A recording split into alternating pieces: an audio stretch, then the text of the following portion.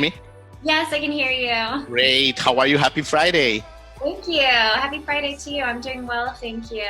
Yeah, thank you so much for your time. Thank you for giving us a piece of your day. How's everything going? It's fine. My husband and I have been doing a lot of really domestic home projects, like building a fence in our backyard and like watering the grass, things I've never done because we're normally on tour.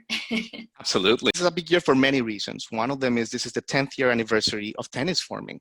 And what a mark you've left already, Alaina, if I may say so, in the indie rock scene.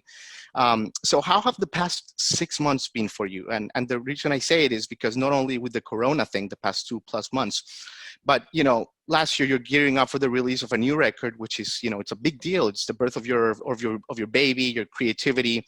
Then you release the first couple videos. Then you announce the tour dates, and then all this happens. So how would you describe the past 6 months for you and Patrick?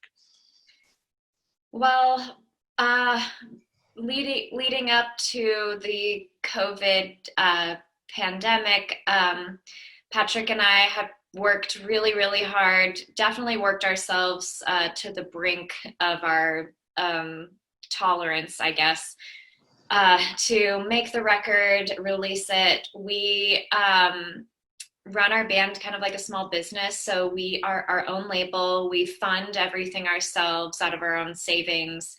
We don't tour with a tour manager. So we handle all the details of like a live show ourselves. And so between releasing the album, prepping for our tour, which we at least managed to get 7 shows in before everything came to a screeching halt, but it felt like the most work we'd ever done, and it felt like everything was paying off. And then all of a sudden, we wake up one day and it's stay-at-home orders and all concerts are closed. And that was a very surreal, it felt like we were just watching all of our hopes and dreams just be swept away. But then it very quickly turned into everyone's lives being upended, to where now we have this feeling of just like empathy and solidarity with everyone who has lost something in some capacity. And we're just kind of in this weird holding pattern where I don't really know what to feel, sort of a dissociative state where it's maybe too soon to mourn the complete loss of our album cycle and our tour, but that might end up happening. And there's a small chance that we don't tour this record at all. And, the whole year, no one can play live shows. And then by then, maybe it's time to make a new album. And that would be pretty heartbreaking for me. But, I'm going to be grateful to get through this with my health it's one of those things where it's going to just reframe what's the purpose of life and what you should really be grateful for. I don't think any of us have had to experience something like this in a long time. Yeah. Wow. Yeah. I mean, we certainly haven't, and I'm certainly sorry. That you. I mean, if we're human, so we all still had our plans and we all still had our goals. So it's only natural, and that's part of it. I personally, I was gonna see you guys at the Fonda Theater in April. Aww, So, yeah. so that was a little bit of a bummer, but you know what? I'm sure one day we'll look back on this and we'll be like, okay, this is why that puzzle piece was like that. Agreed. For everybody. Yeah. So that's great, Alaina. Okay, so let's go back really quickly. I wanna ask you how you met Patrick. Obviously, you guys met at the University of Colorado, and in philosophy class, from what I hear, right? Tell us a little bit about that. Were you like in the front row? Was he always late to class? Were you in group projects? What was the dynamic like? Well, when he showed up to our class the first time, there were only 2 girls in the class of about maybe like 35 or whatever. So he recognized me because I had been his waitress at a little deli down the street, and he remembered my hair probably. And so he sat next to me and ended up sitting next to me in the same seat every class until we ended up doing homework together and study groups together. And he would pass me little notes, which actually, I don't know if I'm going to be able to show you, but he used to draw me these pictures of this giraffe and this anthropomorphic giraffe who would be like, exploring the like Egyptian tombs or going to space or whatever, and I saved them. And then when we became like partners, I got it tattooed on my arm. That's genius. That's beautiful. That's beautiful. And of course, Alaina, there's a rich, history of musical husband and wives in the same band. You can, Pat Benatar, Neil Giraldo, Linda and Paul McCartney, and so forth. Ween and Regine Butler from Arcade Fire. Mm-hmm. Is it hard being in a band with your spouse? I say it because from my own marital experience, there's days that you just want to set your hair on fire, just on normal everyday occurrences. But so how is that dynamic when you're also working creatively together? Well, there have definitely been challenges, and when they arise, we go to therapy, like anyone does. We're huge proponents of therapy. Everyone should go. It's great. But we are weirdly lucky that we actually have identical personalities. So many people talk about how, like, opposites attract, but we are almost the exact same person. And I think that's why we had these like parallel lives where we hadn't met each other, but we were both music majors at different schools where we both dropped out of the program because we didn't like being graded to write music. And we both switched to a philosophy program the same time and like met that way. And it's just like weirdly spending all your time with yourself, which is clearly fine. So we rarely fight, but we're both like very like hard-headed but thick-skinned, and we're both very like logical thinkers from our philosophy backgrounds. Yeah. So we just have no trouble like talking through our points and disagreeing, and no one stays angry. So we can have like full fights in the studio, be like, this is what needs to happen with the song, this is what needs to happen. We can be totally at odds, but when we walk out the door, no one takes it with them because we're just passionate about our music and it's not personal. Yeah. So we're lucky in that sense because I've witnessed from other people, even just bandmates, it can feel like a marriage, just that kind of writing process. So I think we kind of lucked out just temperament wise. We just are so similar that it's very convenient. Very convenient. There you go. That's a secret to a happy marriage then. All right. And okay, before we get really quickly to your album cycle, I want to talk to you about, you've talked about this to death, but it's such a unique experience, your sailing expeditions, right? So I have to ask you, it's fascinating, for those that don't know, you after college, you went on an 8-month expedition with Patrick. So tell us about that trip. So many questions. First of all, who came with the idea? How do you pack for something like this? How do you prepare? How does that work? Yeah, okay, that's such a good question. So I grew up in a little suburb of Denver called Aurora, Colorado, and my dad was a minister, so we weren't in a yacht club. I had never seen a boat. I had never been on a boat. I never even learned how to swim because there was never a pool or any water near me. So I literally had nothing to do with water my entire life. And then when I met Patrick in college, I went back to his apartment one day and his coffee table was covered in books called like How to Sail Around the World Alone. And I was like, what's this? Because we're in Colorado. I'm like, what are you doing? And he was like, oh, as soon as I graduate, I'm moving onto a small boat and I'm just going to sail the world and I'm going to live on a boat. And I'm like, have you ever done that before? And he's like, nope, I've never been on a boat. I haven't. Like, he went once for like a day when he was 11 or something, but he on a vacation, but he's like, I've never sailed, like whatever. So I thought he was insane, but the more I got to know him, the more he like built up the dream for me. And he was like, we're just going to be coasting around islands with coconuts dropping into our hands or whatever, which of course it's nothing like that. It's like extremely difficult. We had to learn navigation and how to interpret weather patterns and how to even maneuver the boat, which made no sense to me at all. It's like every time you move the boat, it's like Tokyo drifting because it's like you're not on a road, so you're moving up, down, sliding, whatever. It was insane. Wow. So yeah, we just learned just through experience, and we were basically hobos. We had no belongings, and we would eat like a can of green beans for dinner. And it was so magical. We were 21 and 22, and that's like a time in your life where you're fine eating a piece of bread and some baked beans, and you're like, whatever, who needs vegetables? And it was the most fun thing we've ever done. And it's the first time I felt like I was experiencing the world instead of reading about it in a book. And I think that's what really connected with me about the experience. Oh, sure. What an experience. That sounds absolutely fascinating. And of course, it leads up to your first album, Cape Dori, which was influenced by this trip. A phenomenal album. Came like a complete fresh sound. You know, people hadn't heard that in a long time. Critically well received. How do you look back on that album like today, 10 years after, Alaina? I feel extremely nostalgic towards that record. It represents a very important time in my life. But I also, in a weird way, it feels like I see a very naive and innocent version of me, you know, where like you're 22 and you're immortal and you feel like you can do anything and you're gonna live forever. And like you haven't suffered yet. So I see a lot of that when I listen back to it and we're like, wow, you know, the world hadn't hit us yet.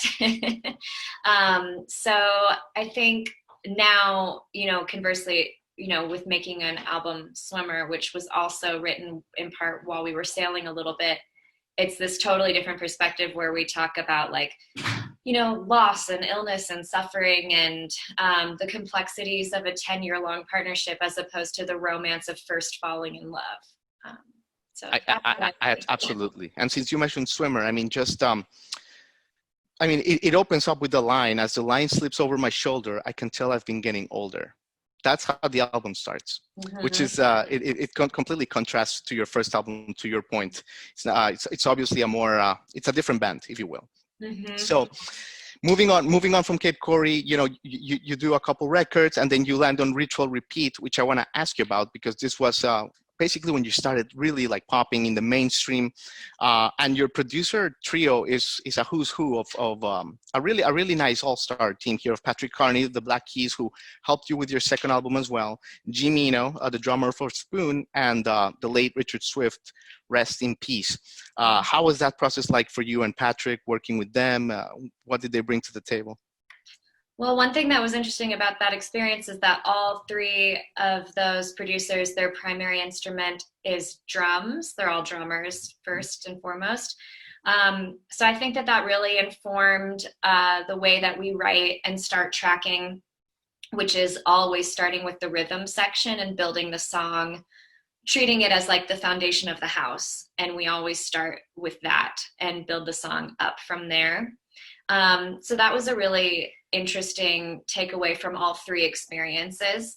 But each person had a different approach to recording and solving problems within a song. Patrick Carney was, most of his producing experiences have been from working with Danger Mouse. So he would be the most pop leaning person, even though he also had the very like, you know, like working man's band, like, you know, being from Akron, Ohio, and self-recording with Dan. And Jaime was an engineer, so he had a more like exacting analytical approach. And then Richard Swift was like the most wild card punk rock, like inspired genius musician. And I think he taught me about performance, like playing. It was the first time I had recorded a piano part that was like on time, and then he made me do it again because he was like, well, it doesn't feel right. And I was like, but it's perfectly locked. And he was like, yeah, but there's no feel. And he was like, kept showing me, and I was like, it's just to the time. And he was like, no, but you have to feel it. And I was like, what are you talking about? And he like taught me that. And that's something I couldn't have gotten from anybody else. So I feel like we took something very unique from each experience and have since built our own studio that we've modeled after the gear we liked using in each one of their studios, and use different tactics from each producer as we work with other people now. Wow, that's great, Alaina. And then we move on to your previous album before Schwimmer, Yours Conditionally, and you play Coachella, you're playing all these late shows, the sky's the limit. And it must be weird playing Coachella after you were there as a fan many years ago to see Radiohead, and Patrick was in that crowd. Can you tell us really quick about that? It was so cute actually. When we booked Coachella, I was in a yoga class and Pat got the call he was home and he skateboarded through the city to my class and came barging in and was like, Alaina, we're gonna play Coachella. And I was like, ah. And then we just ran away down the streets being like, we're gonna play Coachella. That's And awesome. there's not very many experiences that we've had that have felt so like one other parallel experience is that I used to be a waitress at Chili's. And one time, like years later after our band started, one of my friends texted me and was like, Chili's is playing your band's Oh, song. wow. And I was like, full circle. This, Circle. yeah, I've made it.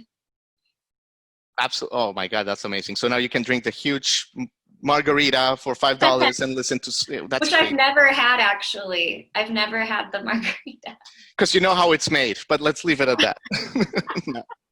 No, it's good. It's good. Nothing against chilies. We like chilies. Yes, we love Chili's. That's awesome, Elena. Okay, and now Swimmer. What a fantastic album! It really is is your fifth album, and you're really reaching a creative apex. It's unbelievable. The more you listen to it, the better it gets. It's layered. It's profound. You find new things on every listen, and part of it also is the visuals. The visuals are a key component of what you deliver to your fan. Uh, Music videos directed by Luca Venter. Mm-hmm. Uh, how did you started collaborating with him? Luca Venter, of course, South African photographer, worked with Nike, with Google, amongst others. How did you collaborate with him? Luca and I actually grew up together. His family moved from South Africa to Aurora, Colorado, when he was, I don't know, second, third grade or something. And his family homeschooled him, and my family homeschooled my siblings and I.